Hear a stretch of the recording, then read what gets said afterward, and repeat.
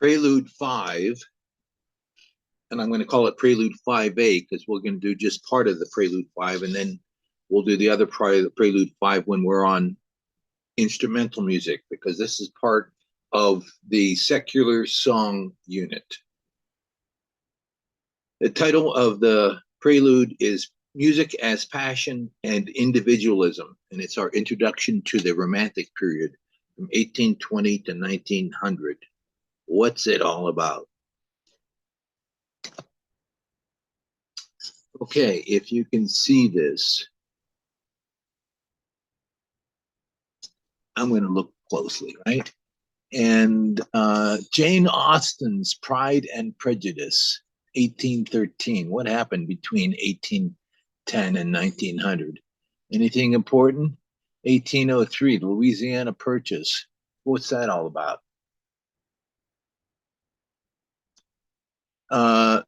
That's when New Orleans became part of the United States. It was French and it was Spanish and it was the United States, and it's like one of those Six Flags over Texas things. 1815, Napoleon defeated at Waterloo, and this is very important. Napoleon the Revolutionary. Beethoven wrote a piece of music about that defeat, and it was a hugely successful piece of music, although it was not very good. Franz Schubert, we're going to listen to his music. The writer of Lied, 1815. 1838, Frederick Chopin composes his Opus 40 Polonaise. Well, we'll study his music. Adolph Sax develops the saxophone, 1840. 1841, Fanny Hensel begins composing, and we're going to listen to her piece, Fanny Hensel, the sister of Felix Mendelssohn.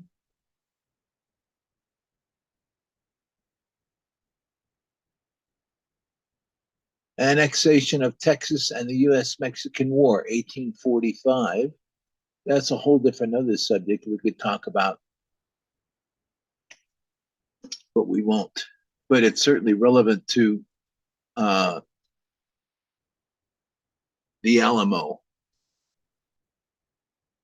1850, Charles Darwin's Origin of Species published. And somebody else had been doing the same research, and they knew each other, and the other fellow said that Charles Darwin, publish your research or else I'm going to publish my research, because this is research that actually had been going on for 30 years. And well, he did it earlier and then only published it later, kind of thing. The American Civil War, 1861, which is very romantic because it's this idea about the freedom of the slaves. And so this is a romantic notion, we'll see.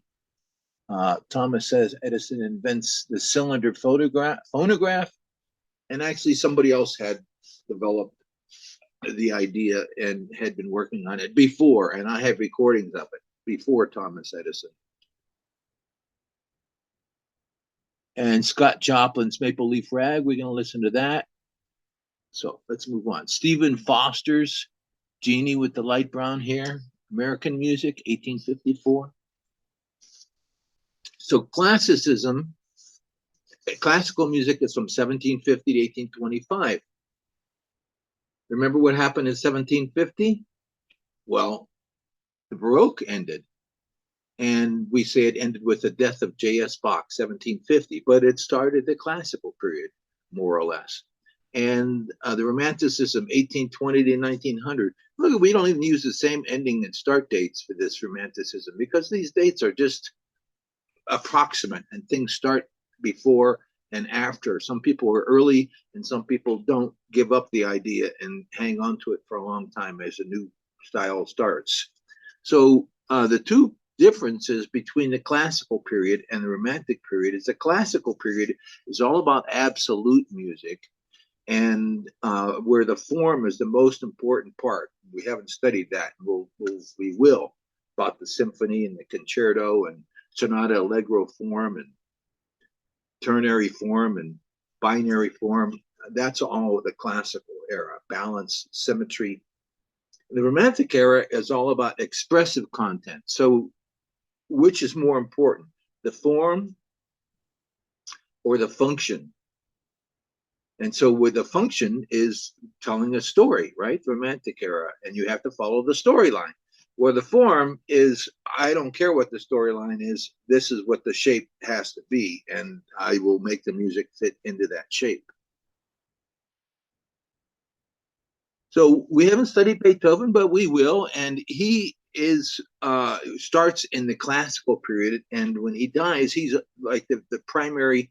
He starts the Romantic movement in music. Uh, Beethoven distilled, intensified, and ultimately metamorphosed, and that is a word, metamorphosed the classical ideal as a result of his belief that music was a self-expressive art and that form should follow expressive function. It doesn't matter what if this is not balanced. This is what the music wants to do, and he followed that rule. Four main Romantic era expressive trends. Again, Romantic, 1820 to 1900. The Romantic era was fascinated by extreme emotional states. And we'll learn and listen to that. Another trend is nationalism, where you focus on your country, something you're proud about, and not necessarily about soldiers, but about the culture and the mountains that you see and the rivers and why you feel that it's special. And the flip side of this is a fascination with exoticism. We've used that word before.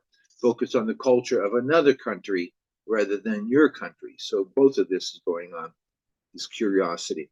And the Romantic era was fascinated by nature. As a result, or initiated or encouraged by the Industrial Revolution, which had many people working in cities and factories, and pastoral stories were a lot of appeal. So there were magazines that talked about other countries and things that you couldn't do yourself. So it was a way to escape working 12 hours a day in a factory and to read about nature and it was very popular, the subject. The Romantic era also had a fascination with the macabre, right? The Gothic and the supernatural, spooky stuff. Very, very popular.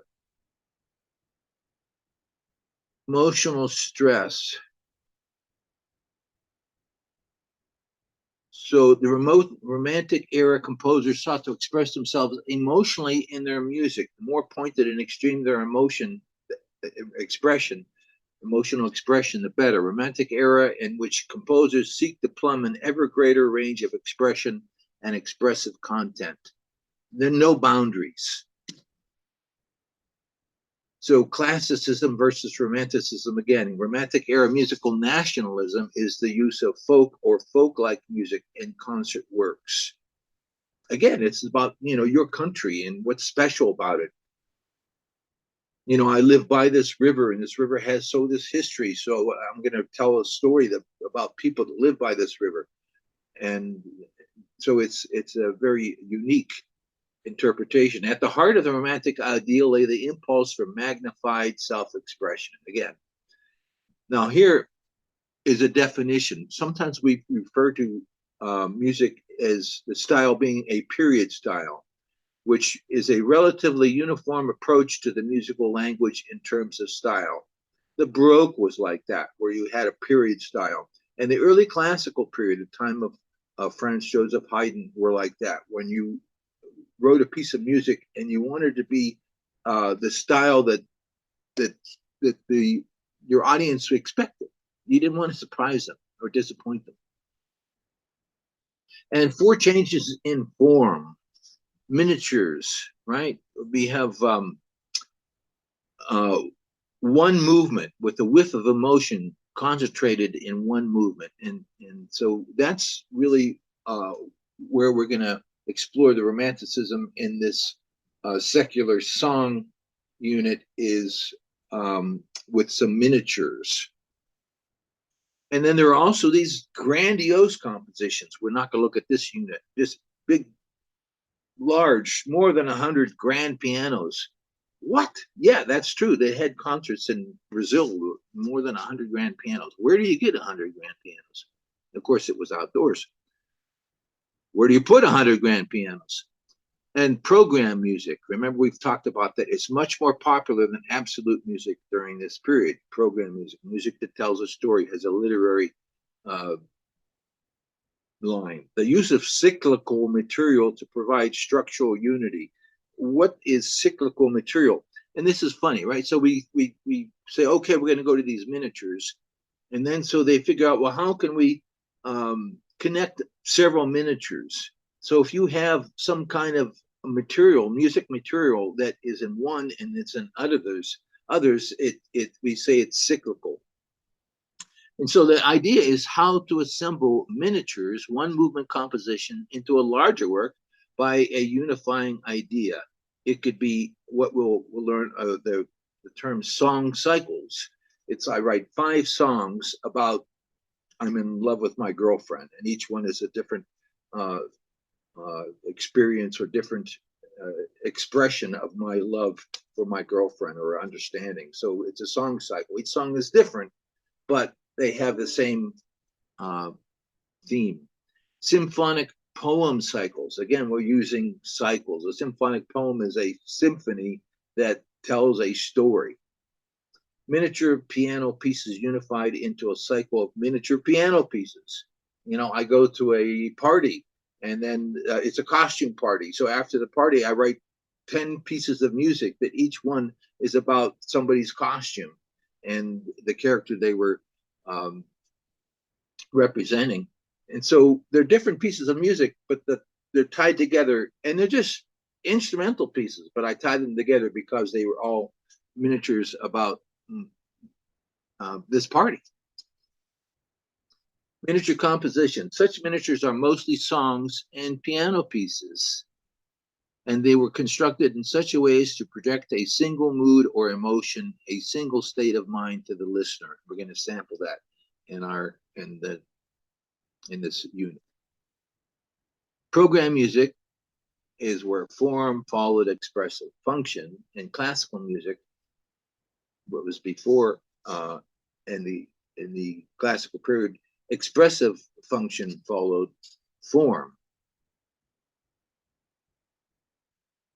The artist himself in the Romantic period, they saw himself as a servant to his audience and his patrons, again in the classical period. While in the Romantic period, the artist saw himself as a creative figure unto himself, beholden to nobody but himself, a free spirit, responsive only to his muse, his talent, his genius. It's about me and my experiences and my inspiration, not trying to write because the audience expects something to happen. And that Romanticism is a result of, or connected to Age of Revolutions. The period of Enlightenment is generally considered the classical period. The Enlightenment had ideals of freedom, growth, humanity, and brotherhood.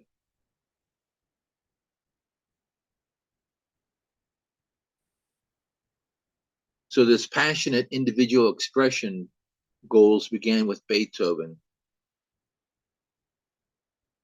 Romantic tenets still with us today, where the artist is struggling against society and convention, trying to be themselves, and this need to unsettle, right, to express yourself, to have an impact and change things, maybe.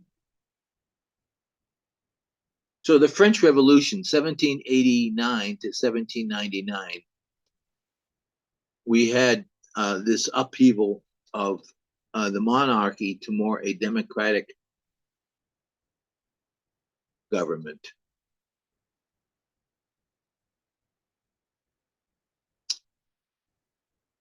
A lot of atrocities from the French Revolution. Amazing. It was a war of the middle class or poor people against the rich people. and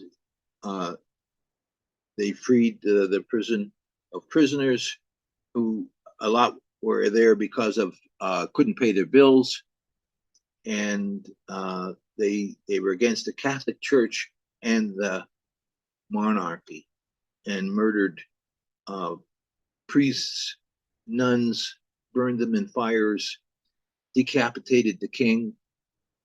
This was a pretty serious revolution, different than the American Revolution, which American Revolution was revolting against a foreign occupation, more or less, and the French Revolution was against its own government, much more violent to the common people. So again, outgrowth of the French Revolution, increasingly democratic character, sympathy for the oppressed, interest in peasants, children, faith in humankind, human destiny. These motto of the French, the Revolution, liberty, equality, fraternity, inspired artists. How did this instill itself in romantic writers and artists? Again, about the individual, right? Emotional expression was emphasized. Rebel against conventional concerns. Revolt against classical formalism. These writers here.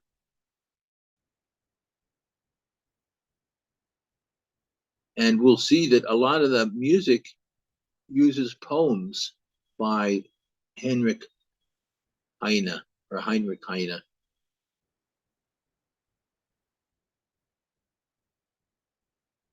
So Bohemian artist, there's this term that's used, and it's kind of unfair if you're from Bohemia because Bohemia is a country.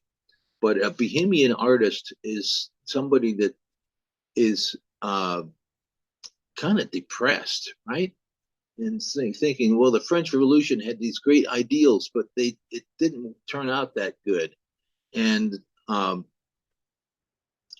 we were hopeful, but now we're disappointed. And I doubt that things will turn out as we had hoped. And the Bohemian artist is somebody who's like, I don't care if I don't eat today, I'm going to write a poem. I don't care if I don't have any money to buy food because I don't work, I'm going to write a poem.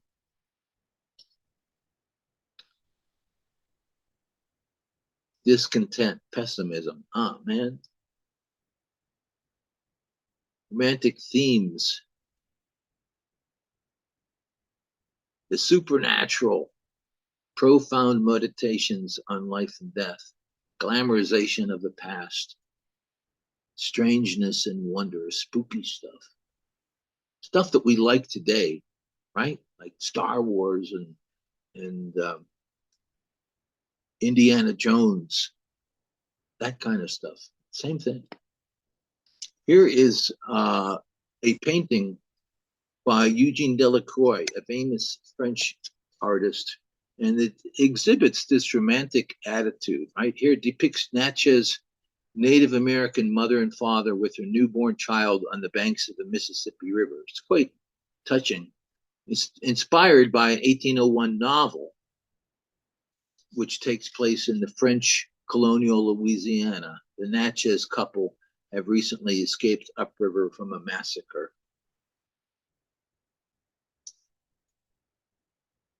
Again, the emotion that's involved here is just powerful. The spookiness of the clouds. Here's another romantic painting. And again, we have both light and dark. And is it getting better? Is it getting worse? We have people down here that are working, and you kind of feel sorry that they have to work so hard, right? Wanderer in the Storm from 1835. It was painted in 1835 by German artist. Again, 19th century romantic. The spookiness, the dark clouds, the tree, no leaves, walking by himself. Where does the road go? Nature. Another painting by Eugene Delacroix. Example of exoticism. Women of Algiers. You're in France, but you write a painting, make a painting about people in Algiers because everybody's curious about this stuff. And wow, if I could go there. Yeah. Sympathy for the oppressed underscored the dramatic character of the Romantic movement. Another painting called The Burden. And what do we see here? A child, most likely with his mother. They seem to be in a hurry. She's carrying a basket, maybe another child. I don't know what's in there. Oh, yeah, look, possibly. Looks like a face. And they don't seem to be in any relaxed mood.